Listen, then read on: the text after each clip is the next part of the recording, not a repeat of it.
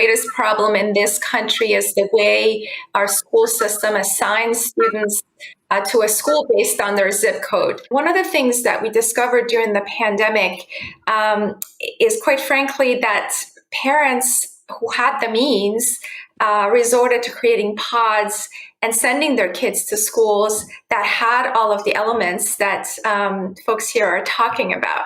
The ones who did not have those options were, again, low-income families. And when you look at the gaps in achievement right now between the rich and the poor, those gaps have grown quite substantially. The other thing that a lot of families discovered during the pandemic is the importance of having options if their districts were not able to offer remote learning well, or even to do technology properly. A lot of districts, the one that I'm in, certainly struggled with some basic things that districts ought to be able to do by now.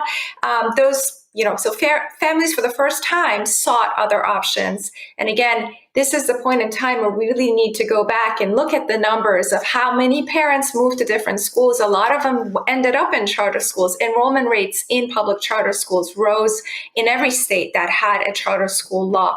And so kind of the question on the table is, what do we do next? How do we leverage the fact that so many families were making some educated choices and putting their kids in settings that fit their students' needs and making sure that they continue offering a customized education rather than to send them back to one size fits all? Students shouldn't be in front of a computer for extended periods of time. I mean, this medium works for limited amounts of time, but full-blown remote learning, which is fully virtual, is not healthy for children.